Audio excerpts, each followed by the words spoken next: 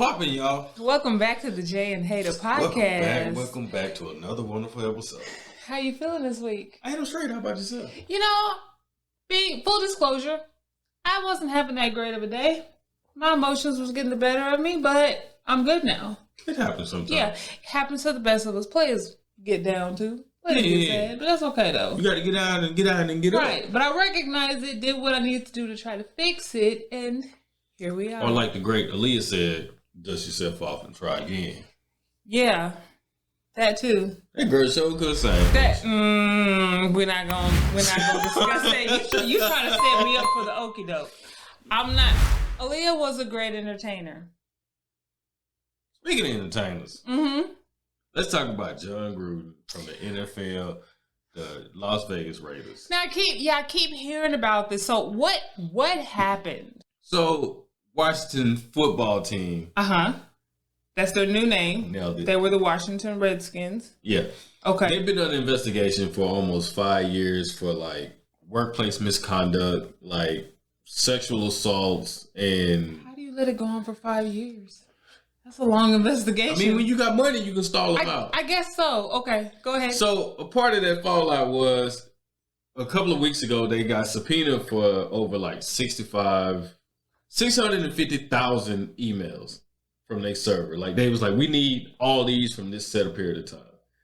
Well, John Gruden was emailing one of the people who was high in charge in Washington, just a bunch of crazy shit. Like when you at work, you know, if you're smart, you don't email anything incriminating at work. No on work stuff. No, so this was on Washington football team's time, and John Gruden, who at the time was working at ESPN as an analyst or whatever, but he was in there like one of the black people who works for the Player Association. He said he lives like a Michelin man. But so when they first came out, he was like, well, it's not racist. It's a term I use like rubber lips. It's like what we used to call liars. Okay. So that's what he said. So that kind of like brushed over. So this happened like Friday. So the weekend came. He was able to coach on Sunday. Monday morning is when all the trans, homophobic, all this other stuff came out. Sexist stuff that he said. Like from emails from like 2011 all the way up to 2018. Like there was even pictures in the emails from where he was like somebody from the team sent him like topless pictures of the cheerleaders, and they didn't even know that that's part of the investigation too, by the way. Oh my gosh. And they was like, yeah. So like you remember Michael Sam, the boy that came out and said he was gay before the draft or whatever? Mm-hmm. So he was like, hey, they should let them queers come in and play in NFL. Like he put like in an email in black and white. Yeah. On Outlook. Yeah. I mean, not saying that it's right to say outside of Outlook, but just the fact that you would actually put that in the paper. So a lot of people, I mean, look, man, so he quit. Quit. Said, look, man, I'm sorry. I didn't really mean a lot of those things I said. You know, I don't want to be, I don't want to be a distraction to the team and blah, blah, blah, blah, blah. And so he cut and ran. So ain't nobody seen this boy since. Yeah, man. Okay. But just think, like, you already know people don't really cut for you like they say they do in your face. Yeah. So it's not completely surprising that he got caught saying this. But it's like, damn, but just think about all the opportunities that he may not have given somebody because of the way he felt about it. Right. And then other people knew that he was saying these things and just weren't. But they were saying them too. So, well, of course, because he obviously felt comfortable enough to do that. That's good. Okay. So I just wanted to say, man, delete your emails. But you can recover deleted emails, Mr. IT? I'm just saying, if you get ahead of it. Ahead of it? You just got to get ahead of it.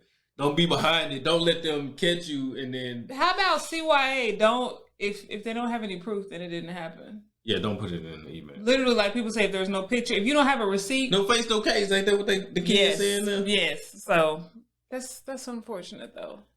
So tell them. I know we kind of took a left, but talk to me. What you do on Sunday? Man, so we went to the Legends of the Streets tour.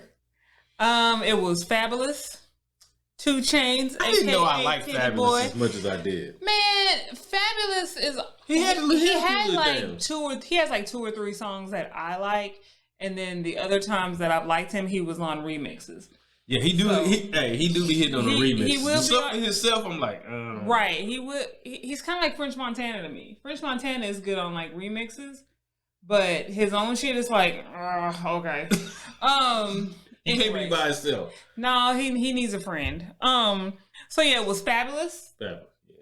2 Chainz. Y'all know that's my fave. My favorite artist because of his lyrical abilities. And he is kind of like the king of bougie.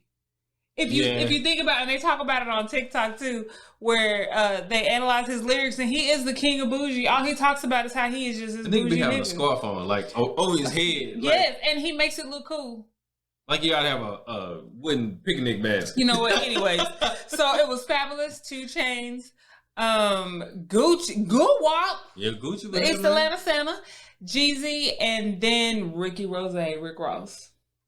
So that boy teeth was white, boy. Man, Rick Ross and Gucci Mane's teeth, they were like, of course, because we had close seats. By the way, how did it feel sitting where I sit when I go to concerts? I've been to a concert a handful of times, and I've been like in the roof.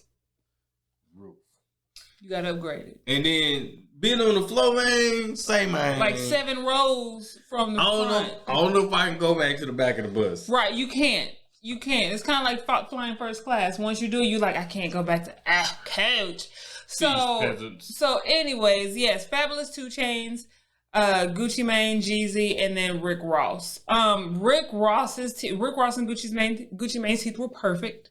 You can definitely tell that any diamonds that you may see on a regular basis ain't got shit on the diamonds that they have in their chains. Because them things were glistening. Yeah, they were glistening. Oh, they were gorgeous. And I don't even like that super blingy stuff like that. Oh. Yeah, well. But anyways, Rick Ross had the strippers out. It was a little weird. He's the only one that, I mean, granted, I guess he was the headliner. Not for me. I'm going to say he definitely needed a hype man. He did. But listen, Rick, he's still way smaller than when he first came out. Yeah. But him and Gucci Mane got some quarantine weight. Yeah, boy, they definitely have some quarantine weight. They're a little thick. They a little thick. I mean, it's not bad, but I'm like, no, we fist to get the old Gucci Mane back. Gucci Mane to go back to working out. I don't know. Keisha, he needs to drink some of your tea or something because, yeah, he had a gut. So is that how close you would sit when you go see Beyonce? Listen, when I go see Beyonce, I'm about the same. Yes, with Beyonce, I don't have a budget for her floor seats because I will sit on the floor. And just imagine how you felt being that close to them, to where you can actually see their faces and their mannerisms. We could see if Gucci Mane had a booger or not, you know. And having Beyonce and it's Beyonce. So having her like right there, and then she does her stage like a T. So, oh God, the beehive in me is coming out. So, if you're sitting right there, you have an even better chance of her getting even closer to you if you're on the floor. Because she has that T shape. Out into the people. And then, of course, you have floor seats, but you can rush to the stage, so you're like right there. I didn't see many people rush to the stage. No, but the thing is, though, now that I think about it, the artists, while we think that we're young and they're young artists, they're really not. It's a whole other batch of ninjas out here. So everyone that was in on the floor or whatever, think about it. I think the youngest person was, other than the little white couple that were in front of us, and even then, they were probably at least 28, 29. Yeah. So there weren't no 18, 19-year-olds. So I mean, think about the price of the tickets too. Yes. I'm not trying to... But so it's not like when we went to go see the baby. Man, everybody was in there throwing boots and shit. But then again, for the baby, it was just general admission. There wasn't any seats either. Yeah. So who's gonna primarily be down there and want to stand up on their feet the entire time? Young folk. Not us. How you doing that So shit? we had seats. So that's one thing I did kind of appreciate because there were so many different. I mean, they're all rappers, but certain people were fans of certain ones. So there would be times where people would sit down, and then, but when people were sitting down that didn't really fool with 2 Chainz like I do. I had a blast. I danced my whole ponytail off, y'all. It was crazy. It was always like, I don't really care for this one. Let me have a seat. So I can have a seat. As soon as I sit down, I'll be like, oh shit, this the one I had. I forgot about this song. Oh, that's fine. So, but I will say that as far as like my life's bucket list, and like my concert bucket list, I can cross Gucci Mane off. I'm really excited about that. Because I mean, I've seen 2 Chainz tons of times. But I can, as far as like artists that I actually really wanted to see, I can cross Gucci Mane off. So we need to go find a Wayne concert. I need to find a Lil Wayne concert, and then my bucket list will pretty much be complete. You see a Wayne? He's like, you still doing concerts? I looked, not anytime soon. Oh yeah, he ain't going not anytime soon. So there's like Wayne and maybe like 1 or 2 other artists that I would like to see in concert. But if I saw Wayne, I would be fine. You'd be like, I could be like, it don't matter about anybody else. Okay. Yes. So yeah. So talk to me. What's on your mind? So there's a lot of talk about, or I've noticed, like, especially because even though I'm an Annie, I'm a Facebook Annie, I'm in a lot of different groups, and there are certain communities and certain groups or types of people where it almost feels like they're a little cultish. The thing that starts with a Q. Yeah, the thing that starts with a Q that R. Kelly has is a little cultish, and so it just got me thinking, like, what specific groups have like characteristics of like a cult. Now we're not talking about like a cult where you like grab people off the street and then and put them in your white van. No. And even then, this discussion is purely for entertainment purposes. We're not saying that these are actual cults. They just have cult like behavior. Dun, dun, dun. I don't know why I put a mustache right there. But first things first, when we talk about a cult, if you go to cultresearch.org, you can find out what are some characteristics of a cult. So not everything that we say means that, okay, if it hits these 4 or 5 top hits, then of course it's a cult. Yeah. No, there's other things too, but the groups of people that we're going to talk about today exhibit these particular cultish characteristics. So and we use these, what they call them, air quotes? Air quotes. We use them loosely. So one example is the group displays an excessively zealous and unquestioning commitment to its leader, whether they are alive or dead, regards their belief system, ideology. Yeah, that was the moonshine. And practices as the truth as law. Another characteristic is the group has a polarized us versus them type of mentality, which may cause conflict with the wider society. Another characteristic is members are expected to devote crazy amounts of time to the group and group related activities. They're gonna give me some Kool-Aid. Or the group is like preoccupied with bringing in new members. So my thing is, what groups or entities feel like cult or cultish based off of like those 4 characteristics? You remember Primerica? You know what? they're still a thing. I know. Okay, yeah, Primerica. Tell the people what Primerica is. Say, man. So you remember when people used to get hooked up in them pyramid schemes or ladders? They used to say it's not a pyramid; it's a ladder. Yes. So you using a ladder to get up the pyramid? Up the pyramid, yes. The ladder is on the pyramid. So they used to try to sell insurance and then like credit repair and some other stuff. So you would get tricked into coming and then bamboozled. They'd be like, hey, so you bring another member in so we can just pass the bucks off to them. And then you get a cut of that. And I'm gonna tell you, I think the corniest thing about it was when the guy brought me in, I ain't talking to him no more. So you were in the cult. Look, I went to one. This is you're telling your story. Yeah, okay. I went one time, right? And so they brought, the dude brought me in. He introduced me. Hey, man, this is, what, my friend, and he gonna help me build my ladder. And he was like, hey, good job, brother. Let me give you a payday. So they literally gave this dude a payday candy bar. And I'm looking at him like, this nigga wasting my time. Oh, you don't want the payday? I'm gonna tell you. Everybody want a payday. Also, I got tricked in a job too. You remember when the people used to walk around with the box of toys? You remember them dudes? Yes. Man, I went to a job and the dude was like, hey man, you want to do some sales? I'm like, cool, yeah, let's do it. And he was like, come to my car. And Wait. I was like, okay. And he pulled out the box and he was like, hey, walk with me. And so I'm like, dude, I'm not going to walk up and down the street with you and peddle these. He went to a strip club. He was like, hey man, let me just go in here and get some change real quick. I was so gullible. How old were you?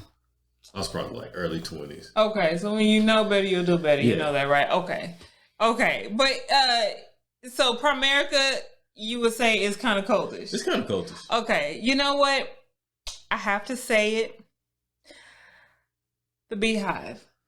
The Beehive is a little cultish. I mean, an excessively unquestioning commitment to its leader, King B. Like, she's a woman and we're calling her King B. I mean, cause y'all. And I say we because I am actively involved. Could you say what chapter are you in again? I'm the senior regional member of the Texas chapter of the Beehive. I'm probably going to put that on the shirt so y'all know. And it's like, as far as like spending a lot of money, because that is another characteristic of cults where they're like, you know, you have to spend all this money. And Ivy Park gets you like every month. When Ivy Park comes, and it's funny because I'm in an Ivy Park group. I'm in a couple of them. And when I tell you the level of commitment and devotion to the members, you don't even know these people, but there are people that are, when it comes to Ivy Park releases that are coming out, they talk about, hey, what should I get if my budget is only this? If my budget is only 200, which of these 5 items should I get? And everybody's like, no, get all of them. What are you talking about? You might well get all of them. It's for Beyonce. It's Ivy Park. Don't you want all of them? You deserve it. And the shit works. And then y'all buy it. It happened to me. I was only gonna get 2 pieces. I got 7. But so yeah, the Beehive is definitely highly devoted to Beyonce. But I mean, I feel like go to where? Got a church? Y'all got a church too? That was a little jokey rumor, whatever. Beezus. I know. So yeah, but the thing is, I feel like this is gonna make me sound like I'm right in the cult. But it's Beyonce. Yeah. She does so much good. And I'm not saying she's 100% perfect, but in the realm of all the celebrities and people that you could potentially admire, that's true. She has the less black marks on her resume. Yeah, that's true. So my that. thing is, if you're gonna be in the cult, you might well be in the cult with Beyonce. If you're gonna be in a cult, at least be in a cult with Beyonce. So yeah, the Beehive is definitely one. Another one I feel is kind of cultish. iPhone people. Yeah, iPhone people. iPhone people do this shit, no people. Listen, iPhone people. There's a difference in iPhone people and then Apple people.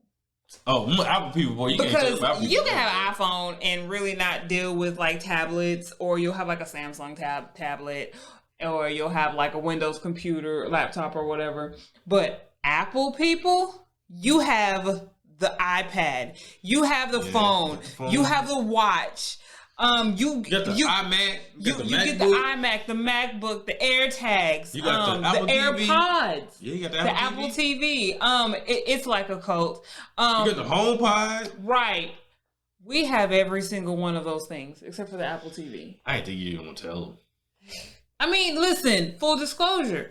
I'm in the Beehive cult, and I am in the I thought it was just the iPhone cult, but I am in the Apple cult. Damn, I didn't think I was in one. Yeah, you. Damn. Welcome. We have apples. Now I'm gonna have to go see what the Scientology people talk. No, you don't. See. Anyways, you need to stop saying that because one of these days, you say it so much. One of these days, they're gonna hear They're gonna pop up. They're gonna send a representative. And they're going to come with some snickerdoodle cookies and want to have a conversation with you. I want to be like, and the next thing you know, you pulling me in like... I want you to give me the best guy you got. See, that's why. Because that means you could be swayed if they got the right person. That's all you telling them people. Nah, because I can't be swayed. How sway? You know what? Anyways, so yeah, iPhone people. One of the characteristics of a cult is they're always trying to get new members. And think about it, when you have an iPhone and you have a friend that has an Android, you need to get out. You need to get an iPhone. I can't even FaceTime you. I can't talk to nobody. I can't FaceTime. Now you can, but they get like a little ugly link or whatever the case may be. I don't know. Link. See, that sounded so bad. Yeah, I'm not FaceTiming you. Spam. So yeah, iPhones, Apple people, and then it is kind of like us versus them type of mentality. It's almost as bad as like Democrats and Republicans. Like it gets heated. Fighting, boy.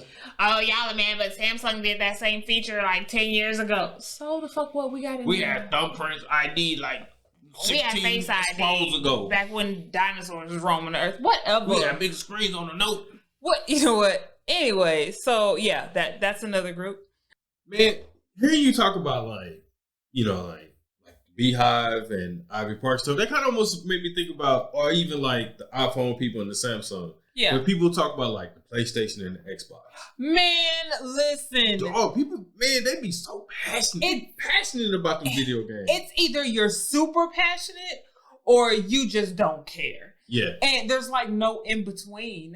Yeah. Man, I know people that be like, they used to like dog out people that only play Xbox. Yeah. They be like, oh, they just dumb. They don't know. I used to hear Xbox is for white kids. That's what I used to hear. And PlayStations were for they Negroes. used to get called a nigga a lot on Xbox. Listen, that's what I hear. I got called more of a nigga on Xbox, dude. Way more than on PlayStation. Oh, okay. Good to know. But yeah, I can definitely see that being cultish because the new system comes out, so you're shunned if you don't get the old. If you have the older one, I think you can even separate it into not just the game systems, but like certain games, bro, like the ones that play strictly Call of Duty. Call of Duty is its own. Man, cult. I tell people Call of Duty is the new Madden because it's almost the same game every time. It's maybe we're gonna change. Okay, you can run like this year. Now you can run like this. Or your character can have an afro this time or something. Now we put tattoos on them. Oh, shit. New age. But it's the same shit. Like, it's not like this year you're going to jump off the moon and dunk the ball and it's like 30 points. Is that like Grand Theft Auto where it's just a different city? Or does that? No, it's not even like that. It's the same shit. They just update the graphics. Yeah. Like with Call of Duty, it's 3 different ones. But they're all still the same 3 games. Like, they're all independent of each other, but each version is the previous version's upgrade. See? It's almost like a patch. Got it. But yeah, I know dudes that Call of Duty, once you start talking about it, and they start talking about how many kills, and I don't know what any of that means. I'm in a dynasty league in Madden. But it's almost like, and another way that it's kind of cultish is because they say cults kind of like try to separate you from like your loved ones and shit like that. And Call of Duty is like, no, I can't go out with you or I can't talk to you because I'm supposed to be here doing this. Me and my clan running 6-on-6s. Right. I think you said something else. Y'all nasty. No, this ain't. What's that movie Anthony Mackie was in? And him and that. The Black Mirror episode. Yeah. Listen, that whole VR video game, you lucky you can play the Oculus because I would throw that thing right off the balcony into the pool. But anyways, another cultish type of community that I did recently join. It is very similar to the Ivy Park Beyonce one. Yeah, it's the Telfar community. With the Telfar handbags, because right now I feel like people are paying more attention to like Black owned luxury. Yeah. And so Telfar is the new it bag. It's like they call it the whatever Birkin. It's like the hood Birkin or something like that. The black version. And so keeping up with the purse drops where he just drops certain colors on certain days and you get like less than a week's notice. Yeah, because you had your iPad open, you got your MacBook open, you got your phone open, and I'll be like, damn. But I secured the bag. You're like, that's all that matters. But kind of like the Ivy Park and Beyonce Beehive, it's like you have these groups, and the one I'm in is Telfar Talk. And just the amount of dedication and positivity and encouragement. So everybody's just everybody. It's like you in a room with your favorite cousins and you're talking about your favorite thing. That's what's up. It's really cool. It's sad because I almost get on social media strictly for those type of groups or those type of online cults that I'm in. That makes sense. Because there's never any negativity. There isn't, and it fascinates me. It really does. So everybody's just there helping each other. Everybody's there helping each other. We all like these purses, so we gonna help each other get purses. There are people that are ordering purses for other people, and the people are Cash App or PayPaling them, and so they can ship it to them, and giving them advice. And people asking the same dumb question, and they're still getting 200, 300 comments just because people want to help out, or being like, "Hey, this is my outfit with what color purse should I wear?" Or took my selfie to the beach, and then you have like all these people showing you love. It's amazing. That's what's up. So it almost kind of like, what about like football? Listen, like when people be like, "Hey, my team is the greatest team of all time," and you can't tell. You know, I think like the Cowboys. The thing with the Cowboys, the Dallas Cowboys is a cult. I won't even say football is a cult, but the Dallas Cowboys fandom is a cult. It's America's team. It's funny. See. That because y'all will literally win one game and swear Super up and down on your mama's grave that y'all are going to the Super Bowl. How about them Cowboys? Yes, and the thing is, I don't hate the Cowboys. If you got a board and you want to let your boy get on it, you can find him at Lord.Hater on Instagram. You can definitely find your boy. But it's just. So all the love that goes to the Cowboys, sometimes it can be obnoxious. So I don't hate the Cowboys. As a Cowboys fan, I can tell you, some of you boys don't know what you're talking about. Like don't get me wrong. I even though I'm not a Cowboys fan, I consider myself an ally. Yeah. I do. I'm not a fan, but I want to see y'all. I'm not a fan, but at least I want to see y'all do well. I don't want to see y'all suck. Yes. But it's just like some of the over the topness and about 99% of arguments that I see happen about football has to do with the Cowboys. But there's also other people who want to be able to kick down at the Cowboys fans. But I feel like if the fans weren't so obnoxious. But that's why some of the fans are obnoxious. You know what? I get it.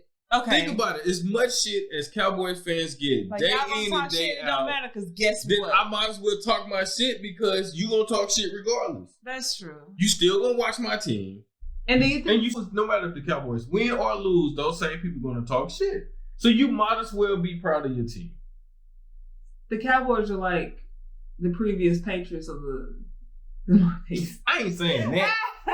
I'm talking about as far as like the hardcore fans and shit like that. And it's always been the Cowboys over everything.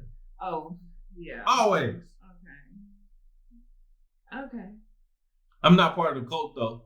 I don't buy the jerseys and the shirts, and I don't go to Albertsons and Kroger's and stuff with my shirt on just to get a discount. So I'm not like in the cult. I mean, I'm a realist. I like them. Oh, okay. Do you think that if Texas wasn't such a big state, that the Cowboys would be as loved? Cowboys will always be as big because they're America's team. Oh, my apologies. I misspoke. I know. So yeah. What are some groups or communities that you guys think they're kind of cultish to? I could go deeper and be like the natural hair folks, because the natural hair girls, anytime they can shit on girls that wear weave and have perms, they can. It's bad. It's bad out here in these streets, in these hair streets, man. But if you can think of any other ones that are kind of cultish, let us know. You can find us on Instagram at Jay and Hater Podcast, and then I'm on Instagram at JDuce. Wait a minute. I know you're not going to get out of here. I know you're not talking about getting out of here without giving them something. There's something you missing. You jumping the gun. Oh, so y'all. You know you got to give. Want that? I don't know if people really care for that. You know you got to give them the petty words of wisdom. I'm sorry. My apologies. I'm just screwing up for that. I didn't think y'all really cut for the petty words. Jumped over the moon like that. I'm sorry. Like the cow I am, I jumped over the moon. Anybody no cow. Give them the words. Okay. Petty words of wisdom this week. You know what? Because we're talking about these standums, these, cultish type of groups, the petty words of wisdom this week can be about loyalty. Okay.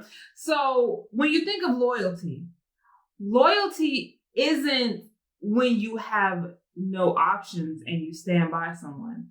Loyalty is when you have all the options and you still choose to stand by that person. When you think about it.